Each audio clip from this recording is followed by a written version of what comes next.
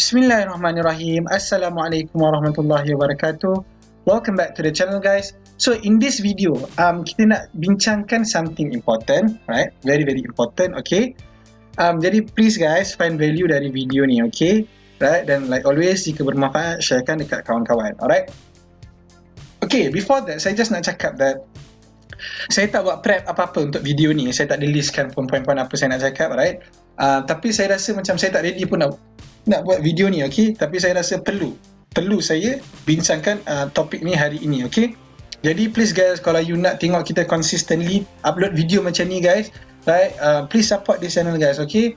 Right, benda itulah yang akan motivate kita nak upload lagi banyak video, okay? Please, sub to this channel dan sharekan kat kawan-kawan, right? Dan okay, please, benda itulah yang akan membuatkan kita semangat lagi, alright? Jadi topik apa yang kita nak bincang hari ni, okay? Okay, topik dia is macam mana ataupun teknik apa yang saya praktiskan untuk mengurangkan kerugian dalam pasaran saham. Okay? Right, okay guys. Macam ni, saya tahu ramai, ada yang, bukan ramai lah, ada lah yang beranggapan bahawa kalau trader dah konsisten ni, dia tak rugi dah. Okay? Dia akan untung je. Right? Ada yang beranggapan macam tu. Jadi saya sendiri guys, saya nak cerita saya sendiri, tak perlu orang lain. Saya nak cerita pengalaman saya sendiri. Okay, memang mustahil sebenarnya nak elak rugi. Maksudnya tak nak rugi langsung. Memang mustahil. Okay, sebab memang saya akan rugi juga. Saya dah try terbaik macam mana, entry yang baik macam mana pun kadang-kadang memang akan rugi. Okay, but that is not an issue sebenarnya. Okay, isu dia adalah bila you rugi lagi banyak daripada you untung. Okay, ataupun you punya rugi tu rugi yang tak perlu pun. Okay, tak perlu pun you rugi banyak tu, tapi you rugi banyak tu. Right? So itulah benda yang kita nak bincangkan hari ni, is mengurangkan kerugian. Okay, sepatutnya you rugi 200 je, tapi you rugi 1000. So sepatutnya you boleh untung lagi banyak, tapi you untung sikit pun. Itu pun benda kita nak bincangkan lah, maybe in future. Okay, so right, itulah yang kita nak bincangkan hari ini. Sebab kenapa guys? Sebab kebanyakannya orang, orang bincangkan macam mana nak untung banyak, dalam saham. Okay, tapi tak ramai yang betul-betul bincangkan cara untuk elak rugi, right? Mengurangkan kerugian dalam pasaran saham ni. Okay, jadi untuk saya, untuk being a consistent punya trader ni is very important untuk faham ni topik ni. Okay guys, so please cari value dari video ni.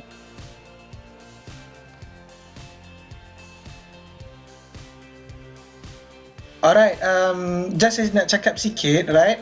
Sistem, kaedah apa yang kita pakai mencari support dan sistem based on history punya, chart, pattern dan sebagainya. Dan GAN, menggunakan GAN, kita akan ceritakan, kita akan bincangkan contoh-contoh case. InsyaAllah kita akan readykan contoh-contoh case kita. Okay, kenapa kita tak nak ramai sangat guys? Okay, Alhamdulillah ramai dah join. Okay, ramai dah join, so maybe slot dalam 10 ke 15 orang je lagi. Right? Kenapa kita tak nak ramai sangat? Sebab setiap kali kita bincangkan tu, kita nak tanya, faham tak? Okay, faham tak? Supaya kita boleh terangkan betul-betul lah.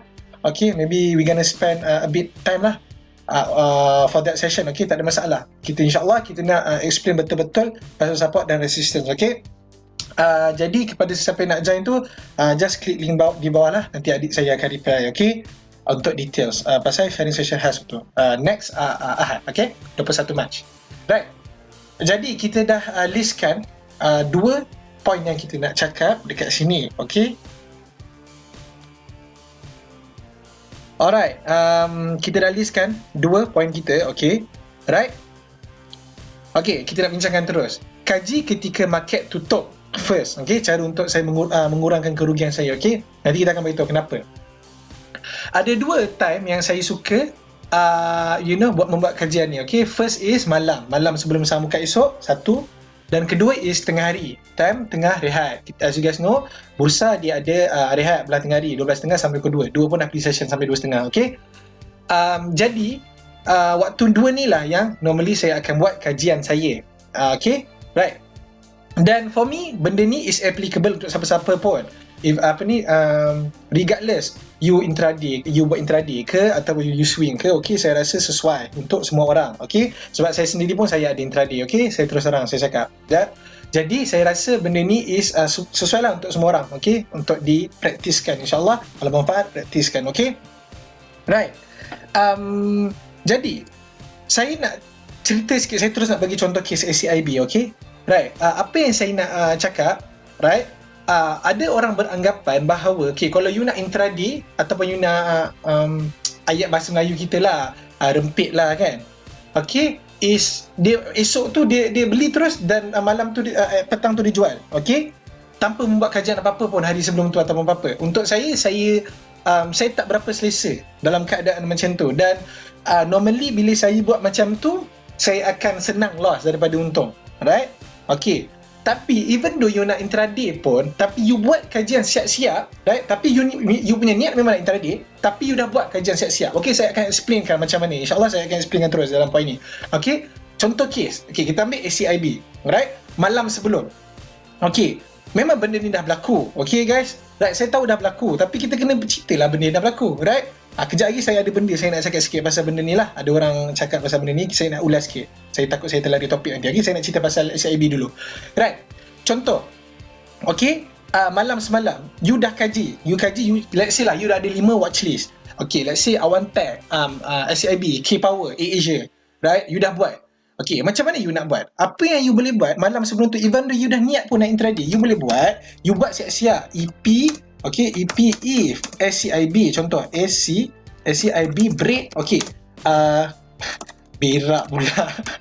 Okay, right, if break, let's say you dah nampak dekat sini ada support betul, right? Resistance kat sini, struggling kat sini, you dah dapat clear. So you dah niat, right, kalau dia boleh break, okay, RM1.8 you nak entry, you nak buat entry, okay. Dan obviously lah, dengan syarat-syarat yang macam saya pernah cakap lah, dia adalah genuine breakout, dia berjaya tak close, dia ada tak volume yang support dia dan sebagainya lah, right?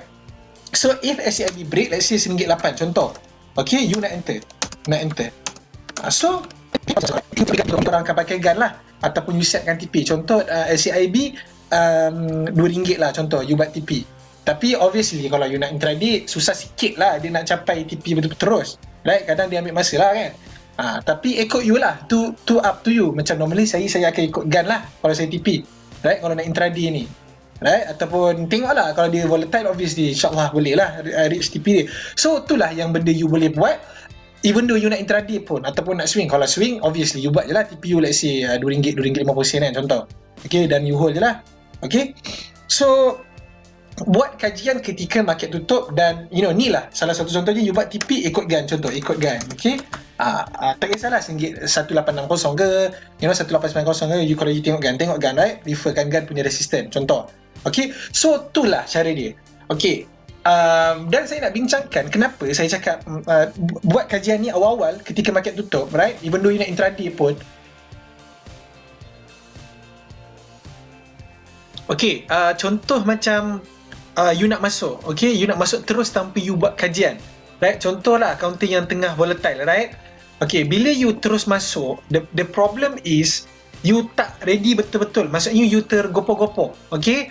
You cari resistance, setakat resistance yang tak kuat je.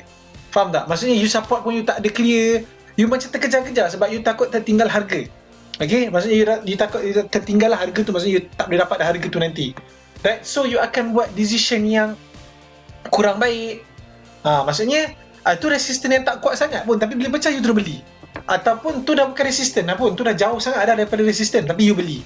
Lepas tu ataupun support jauh sangat-sangat daripada harga entry you. Maksudnya kalau dia ghostan, you akan panik sangat-sangat nanti.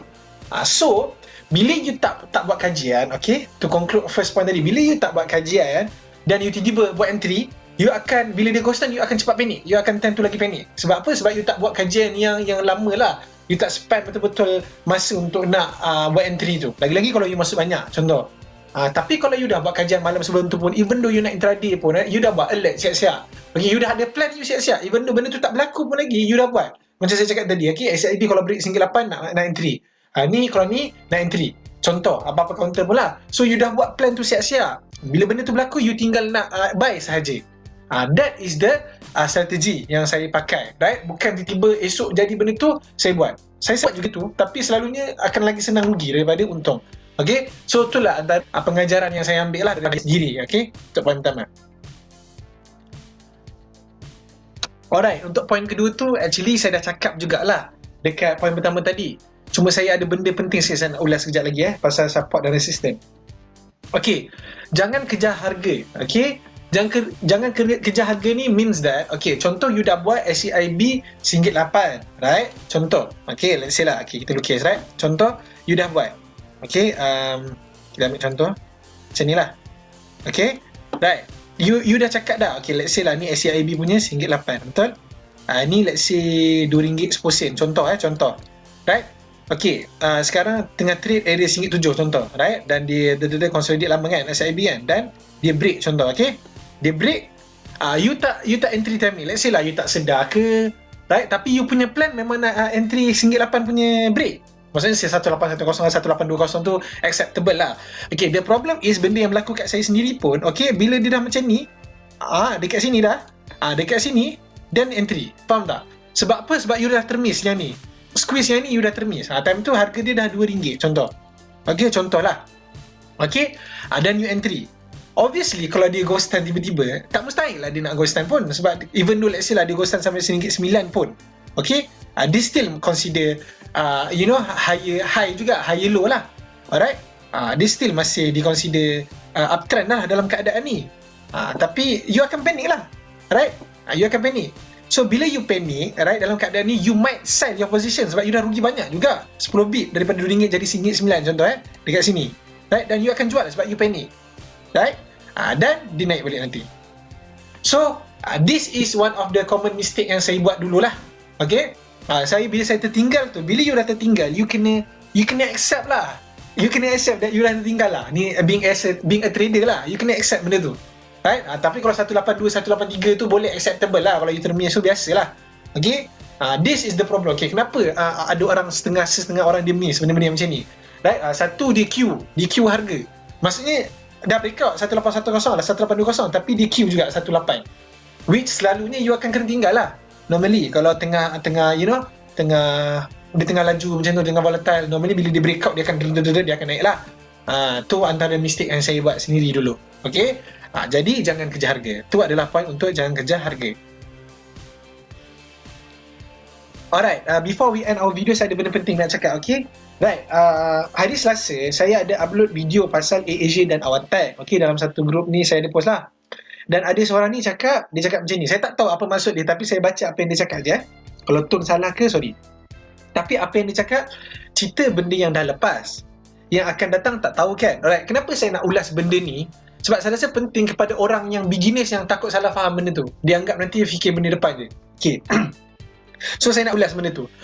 Guys, tak ada siapa tahu benda yang esok apa akan jadi, right? Tak ada siapa pun tahu. Even director dia sendiri pun tak tahu. Okay? Even orang company tu sendiri tak tahu yang dia nak naik ke apa, right? Price discount everything, right? Tak ada siapa boleh beat the market. So apa yang kita, right, boleh buat as a trader, apa perkara yang terbaik kita boleh buat? Kajian, right? Kajian. Dan dia cakap tadi cerita benda yang dah lepas. Okay, kalau tak cerita benda yang dah lepas, kalau kita tak kaji based on history, macam mana kita nak tahu support dan resistance dia? As you can see semalam, kita dah cerita, right? Support, ni resistance dia. Support. Okay, ni resistance dia. So hari ni Alhamdulillah dia break. Okay, resistance dia dekat sini contoh. Tu adalah one of the sign lah yang, dan dia berjaya close atas tu. Tu adalah one of the sign lah dia menunjukkan momentum kuat. Volume pun ada, right? Dan dia berjaya close. Dua syarat, genuine breakout, dia dah satisfy. Menunjukkan bagus lah saham tu in terms of technical, right? Esok tiba-tiba dia jatuh lah, nak buat macam mana? Faham tak? Tapi in terms of technical menunjukkan tanda-tanda yang tak tahu kan naik ke tak. Habis tu kalau dah semua orang tak tahu nak naik, takkan tak kaji kot. Okay, saya at least tak adalah kisah pun. Tapi ada yang macam saya takut ada yang salah faham. Lagi-lagi ramai sekarang baru start trade. Bila dengar orang yang cakap macam ni, takut dia terpengaruh. Okay, saya siap balas lagi. Okay, dia tak balas lah saya punya komen. Tak apalah. Alright. Dan ada satu lagi komen cakap, AirAsia ni tak payah tengok chart. Memang long term investment. Guna logik pun cukup. Guys, counter yang bagus ke, right? Bagus macam mana pun counter tu, logik macam mana pun, kenapa penting you tengok chart is, ni adalah daripada orang yang dah berjaya, dah untung juta-juta pun dalam saham, is dua benda, FA dan TA. FA is what to buy, apa yang you nak beli. Okay, contoh AirAsia adalah counter bagus. Okay, pilih AirAsia. Tak semestinya you kena beli terus. Okay, kenapa perlunya tengok TA? Technical. Okay, in terms of technical, kenapa pentingnya you tengok? Untuk you nak tengok timing you nak entry. when to buy. Okay, TA. Okay, so kenapa pentingnya? Okay, let's say lah, right, AirAsia akan naik pun, let's say lagi 2-3 tahun, tapi you tak tahulah bila dia nak naik ataupun bila dia nak rehat. Technical analysis akan menolong you untuk mencari entry yang cantik. Okay, so itulah purpose kita tengok chart, right? Faham tak? Tak semestinya company yang bagus, but you kena faham company yang bagus macam mana pun, maybe dia dah dekat atas. Boleh jadi, let's say contoh kita ambil Tesla, right? Tak sebabkan dia bagus sangat dia dah kat atas, maybe memang lagi 2 tahun pun contoh dia akan naik. Tapi kita tak tahulah esok lusa dia nak entry yang maybe esok lusa, minggu depan, bulan depan kita dah dapat entry yang lagi cantik kalau kita refer technical punya analysis. So itulah gabungan FA dan TA. Sebab tu orang tak sebut FA saja, TA saja, right? Apa yang saya cerita ni is in a trader, okay? Being a trader. So sebenarnya benda tu untuk saya applicable juga kalau you nak hold lama mana pun, right? Boleh je you nak cari entry yang cantik, faham tak? Even though you nak hold lama lah, kalau orang nak cakap kalau nak hold tak apa pun, tak payah tengok langsung chart. Untuk saya, why not tengok je lah chart, okay? Cari entry yang terbaik. Bila moving average certain dah cross moving average, benda tu akan menolong you untuk cari. Bila you masuk harga tinggi, right, even though company cantik pun, bila dia ghost down, you akan panic. Okay, that is the problem. Bila you panic, you cut loss. Nanti dia naik balik sebab dia company bagus. So itulah kenapa kita masuk entry cantik. Bak kata Zaham sendiri pun, untuk dia exit ni tak penting sangat entry, sebab bila you dah entry cantik, you akan tenang. Tapi bila you entry tak baik, you akan exit mengarut, bila tak kena cut loss lagi, you dah perlu dah cut loss kan, baru jatuh sikit pun dah you cut loss. Benda-benda yang yelah yang you tak patut buat tapi buat sebab you panic. So macam mana nak elakkan panic tu? Cari entry yang cantik. Okay, itulah saya nak ulas dalam video ni. Okay guys, I think that's it for the video, right? Sorry kalau saya ada macam yelah, saya macam bukan marah actually pasal benda tadi tu. Cuma saya tak nak lah bila orang-orang yang baru nak start pengaruh kan, macam kesian lah, right? Saya pun tahu ramai yang tengah loss apa semua and so on, even though makin jauh loss. So saya kesian lah benda tu. So please guys, nak menuntut ilmu, dengar cakap orang yang dah berjaya, right? Banyak lagi coach-coach kat luar sana yang betul-betul dah berjaya. Okay, so tu yang penting, right? If you ikut orang yang salah, you akan jadi salah lah. Okay, so I hope video ni memberi you manfaat and value, right? Support guys this channel and thanks for watching. Okay guys, I appreciate it. I'll see you in the next video. Bye.